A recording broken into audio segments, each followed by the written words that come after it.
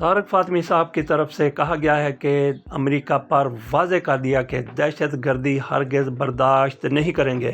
طارق فاطمی صاحب وزیر اعظم شہباز شریف کے معاون خصوصی برائے خارجہ امور ہیں۔ یہ حالیہ دنوں امریکہ کے دورے پر گئے تھے۔ واپسی پر ان کی طرف سے ایسا دلیرانہ جرأت مندانہ بیان آیا۔ انہوں نے کہا کہ دہشت گردی ہرگز برداشت نہیں کریں گے۔ ہمیں یہ لگا کہ امریکہ کو وہ وارننگ دے رہے ہیں، امریکہ کے سامنے کھڑے ہو گئیں گے، دہشت گردی ہرگز برداشت نہیں کریں گے۔ لیکن کہاں پہ دہشت گردی برداشت نہیں کریں گے، اس کا انہوں نے ذکر نہیں کیا۔ ہم تو یہ سمجھتے ہیں کہ انہوں نے پاکستان کے حوالے ہی سے کہا ہے کہ پاکستان میں دہشت گردی برداشت نہیں کریں گے۔ بہرحال ان کی طرف سے ایسا دلیرانہ جرأت مندانہ بیان آنا، امریکہ کے سامنے کھڑے ہو جانا حیران کر دیتا ہے، کیونکہ یہ عمر کے جس حصے میں ہے اس عمر میں تو بندہ بادام نہیں توڑ سکتا، کاٹھا بادام نہیں بلکہ کاغذی بادام نہیں توڑ سکتا۔ شیخ رشید نے ایک موقع پر کہا تھا کہ صدر اسحاق خان تو بادام نہیں توڑ سکتے، نواز شریف کی حکومت، نواز شریف کی اسمبلیاں کیسے توڑیں گے؟ اور پھر صدر اسحاق کی طرف سے اسمبلیاں توڑ کے دکھا دی گئی تھی۔ بہرحال طارق فاطمی صاحب امریکہ کے دورے سے واپس لوٹے ہیں تو ان کی طرف سے یہ بیان جڑ دیا گیا ہے۔ انہوں نے کہا کہ امریکی حکام کے ساتھ ہماری ملاقاتیں بڑی خوش آئند رہی ہیں۔ انہوں نے یہ بھی کہا کہ پاکستان کے اس اقدام کو جس کے تحت پاکستان نے امریکہ کے حوالے دہشت گرد شریف اللہ کیا تھا، اس کو بھی بڑا سراہا گیا ہے۔ ان کو دہشت گردی کے حوالے سے ناقابل برداشت ہونے کے بیان کو سامنے رکھیے، اور پھر ایک دو باتیں جو ان کی طرف سے کی گئی ہیں وہ بھی ملاحظہ کیجیے۔ انہوں نے اپنے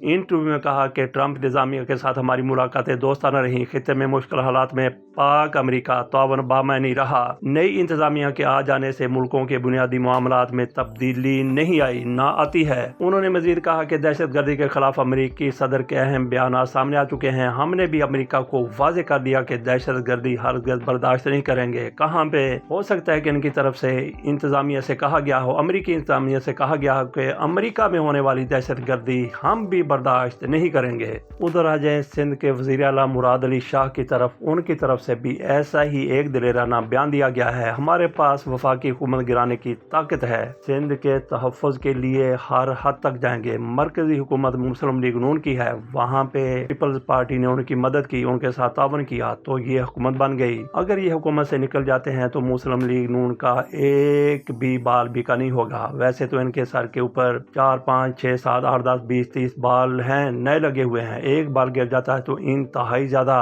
قیمتی بال ہے۔ بہرحال ان کا بال بھی بیکا نہیں ہوگا اگر پیپلز پارٹی حکومت چھوڑ دیتی ہے۔ اگر حکومت گرانی ہے تو پھر تحریک انصاف کو انہیں ساتھ ملانا ہوگا، اور تحریک انصاف ان کا ساتھ دینے کے لیے کسی صورت بھی تیار نہیں ہوگی۔ جس طرح سے ان کی پوری کوشش تھی کہ تحریک انصاف کے ساتھ مل کر یہ حکومت بنا لیں، مسلم لیگ نون کے ساتھ نہ جائیں، لیکن عمران خان کے ان کی خواہشات کو درخور اعتنا نہیں سمجھا، بالکل ٹھکرا کے رکھ دیا۔ انہوں نے کہا کہ تین پارٹیوں کے ساتھ کسی صورت اتحاد نہیں ہو سکتا، ایک پیج پر نہیں بیٹھیں گے، ایک جگہ نہیں بیٹھیں گے۔ وہ تھی مسلم لیگ نون، دوسری پیپلز پارٹی اور تیسری متحدہ قومی موومنٹ MQM جس کو کہتے ہیں۔ بہرحال ان کی طرف سے یہ بہت بڑا دعویٰ کیا گیا ہے کہ ہمارے پاس وفاقی حکومت گرانے کی طاقت ہے، اور ساتھ ہی انہوں نے یہ بھی کہہ دینا تھا کہ وہ طاقت ہم نے ان کے قدموں میں رکھ دی ہے جو ہمیں یہاں پہ لائے ہیں فارم 47 کے ذریعے۔ ان کی ایک اور بھی احمقانہ سٹیٹمنٹ ذرا ملاحظہ کیجیے۔ فرماتے ہیں جنوری میں پنجاب حکومت نے یہ پرپوزل دیا تھا،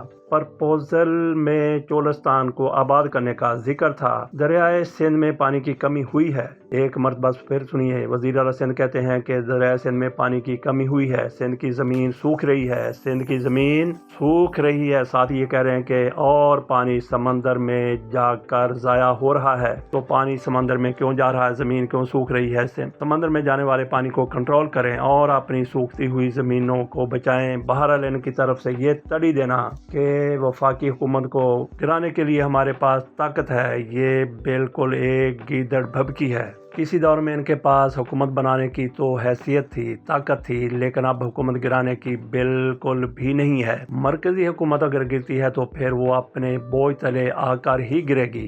جو خبر سب سے پہلے دی جانی چاہیے تھی وہ یہاں پہ رکھ لیتے ہیں۔ تیسرے نمبر پر سعودی عرب، قطر اور متحدہ عرب امارات سمیت کئی ممالک میں چاند نظر آ گیا تھا، اور وہاں پہ آج عید ہو رہی ہے۔ یہ تو کوئی بڑی خبر نہیں ہے، بڑی خبر یہ ہے کہ خیبر پختونخوا میں بھی عید منانے کا اعلان کیا گیا ہے۔ اسفندیار ولی کے بیٹے ایمن ولی خان کی طرف سے بھی وہاں کے علماء کی طرح بہت سے علماء نے آج عید منانے کا اعلان کر دیا۔ وہ چاند نظر آئے یا نہ آئے، لیکن کہہ دیا جاتا کہ چاند نظر آ گیا۔ پوپل زئی صاحب ایسا وہاں پہ کرتے رہتے ہیں۔ بہرحال کراچی کے بھی کچھ حصوں میں عید منانے کا اعلان کیا گیا تھا۔ جہاں جہاں بھی وہاں کے لوگ بیٹھے ہوئے ہیں، خیبر پختونخوا والے جو سعودی عرب کے ساتھ عید مناتے ہیں، وہ جہاں کہیں بھی بیٹھے ہیں ان کی طرف سے عید منا لی گئی ہے۔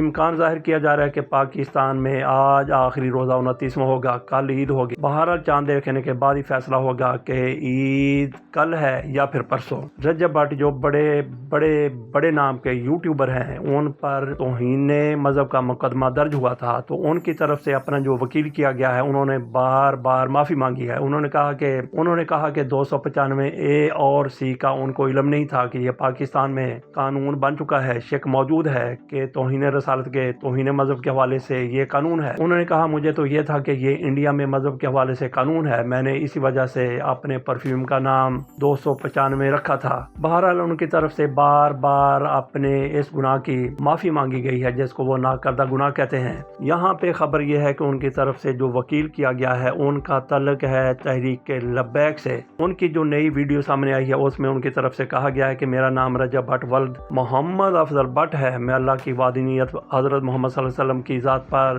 اور ختم نبوت پر یقین رکھتا ہوں۔ میری ویڈیو 295A اور 295C کے حوالے سے وائرل ہے، جس سے غلط رنگ دیا جا رہا ہے، مجھے ان دفعات کا علم نہیں تھا۔ انہوں نے کہا کہ میں نے ویڈیو میں جس 295 کی بات کی ہے وہ بھارت کے حوالے سے ہے، پاکستان میں موجود دفعات کا مجھے علم نہیں ہے، لہٰذا میں رجب بٹ ولد محمد افضل بٹ چودھری بصیرت علی چشتی پاکستان تحریک لبیک کے سینئر رہنما اور ٹکٹ ہولڈر جو میرے بڑے بھائی ہیں، ان کو اپنا امیر اور وکیل مقرر کرتا ہوں جو میری اس کیس میں رہنمائی کریں گے، اور تمام مذہبی علماء مولانا سعد رضوی، مفتی منیب الرحمان سمیت دیگر سے بات کریں گے اور درخواست کریں گے کہ مجھے اس ناکردہ گناہ پر معاف کر دیں۔ تو یہ معاملہ بھی تحریک لبیک کی طرف سے سب سے پہلے اٹھایا گیا تھا، تب بھی رجب بٹ پر توہین مذہب کا مقدمہ درج ہوا تھا۔ اس حوالے سے ہم ایک بار پھر کہیں گے کہ لے نام بھی آہستہ کہ نازک ہے بہت کام، افلاک کیس کارگہ شیشہ گری کا۔ لاہور ہائی کورٹ کی طرف سے ایک بڑی گرما گرم خبر آئی ہے۔ کہا گیا ہے بیرون ملک کیا گیا جرم پر پاکستان میں بھی کارروائی ہو سکتی ہے۔ تو اس سے پہلے ہمیں نہیں معلوم تھا کہ پاکستان سے باہر کوئی بندہ جرم کرے تو اس کے خلاف پاکستان میں بھی کارروائی ہوگی۔ ہمیں تو یہ لگتا تھا کہ جتنا بڑا پاکستان سے باہر کوئی جرم کرتا ہے، اتنا ہی پاکستان میں اس کو رسپیکٹ آنر دیا جاتا ہے۔ ہمارے سامنے ہے ظہور احمد فاروق، ان کی طرف سے کیا فراڈ ناروے اور دیگر ممالک میں نہیں کیا گیا، لیکن ان کو پاکستان میں تمغہ دے دیا گیا۔ راہ کے ایجنڈے پر چلنے والوں کے ساتھ مذاکرات نہیں ہو سکتے، یہ رانا ثناءاللہ کی طرف سے کہا گیا ہے۔ ان کا اشارہ بلوچستان میں علیحدگی پسندوں کی طرف ہے، جن کی طرف سے وہاں پہ شدت پسندی کی جاتی ہے، دہشت گردی کی جاتی ہے۔ تو رانا صاحب، آپ لوگ تو TTP جن کی طرف سے پاک فوج کے جوانوں کے سر کاٹ کے ان کے ساتھ فٹ بال کھیلا گیا، ٹھڈے مارے گئے تھے، ان کے ساتھ بھی مذاکرات کے لیے تیار ہو جاتے ہیں، تو بلوچ علیحدگی پسندوں کے ساتھ آپ کیسے مذاکرات کے لیے تیار نہیں ہوتے؟ کیسے انکار کریں گے؟ کیسے انکار کر سکتے ہیں؟ تو یہ تو ہے کہ ہاتھ نہ پہنچا تو کوڑی، اگر وہ قابو نہیں آ رہے تو آپ نے کہہ دیا کہ ہم ان کے ساتھ مذاکرات نہیں کریں گے۔ اگر ان کی طرف سے آج تھوڑا سا اندیا دیا جاتا ہے کہ ہم مذاکرات کے لیے تیار ہیں، قومی دھارے میں شامل ہونا چاہتے ہیں، تو پھر کچے دھاگے سے بندی سرکار ان کے ساتھ مذاکرات کے لیے بھاگی چلی جائے گی۔ بہرحال آج کل خمار طاری ہے ان کے سر پر، ان کے دماغوں پر، ان کے دلوں پر۔ ہم نے ہارڈ اسٹیٹ بننا ہے، سافٹ اسٹیٹ نہیں رہنا۔ تو ہارڈ اسٹیٹ بننے کے لیے بہت کچھ کرنا پڑتا ہے۔ کیا آپ نے سافٹ اسٹیٹ بننے کے سارے لوازمات پورے کر لیے؟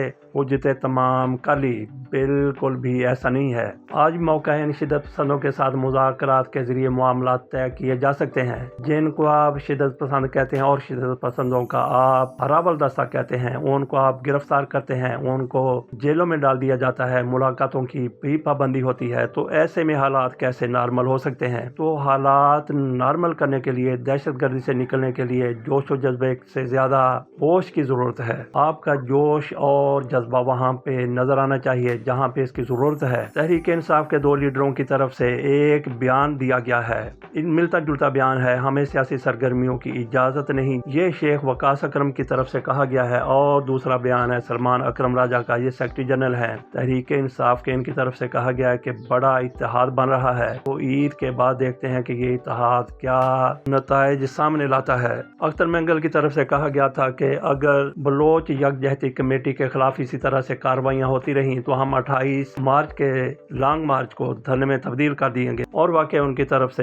دھرنا دے دیا گیا، اور اس دھرنے کے قریب ایک خودکش دھماکہ بھی ہو گیا، اس میں رہنما تو محفوظ رہے اور دھرنا بھی محفوظ رہا، دھرنا اس کے باوجود بھی نہیں ہٹایا گیا۔ اختر مینگل جیسے لوگ قومی دھارے میں موجود تھے، وہ بھی قومی دھارے سے کیسے باہر جا رہے ہیں، اس پر بھی حکومت کو سوچنا چاہیے، دیکھنا چاہیے۔ ان کے ساتھ وعدے کرتے ہیں اور پھر وعدے توڑ دیے جاتے ہیں، اسی طرح سے لوگ امن پسندی سے شدت پسندی کی طرف چلے جاتے ہیں۔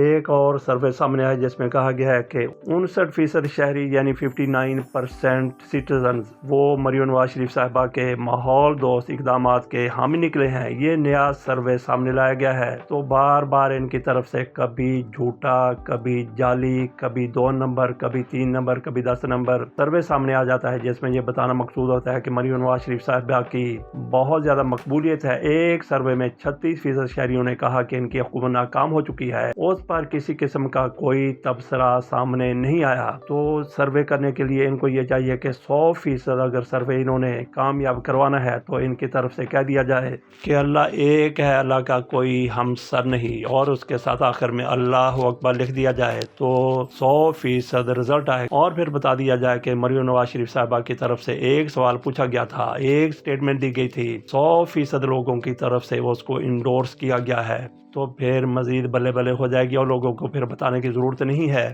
کہ سوال کیا گیا تھا، پوچھا کیا گیا تھا، کہا کیا گیا تھا۔ صرف یہ بتا دیا جائے کہ مریم نواز شریف صاحبہ کے بیان اور سٹیٹمنٹ کے ساتھ 100% لوگ ہیں، پورے پاکستان سے نہیں بلکہ پوری دنیا سے۔ اجازت دیجیے، اللہ حافظ۔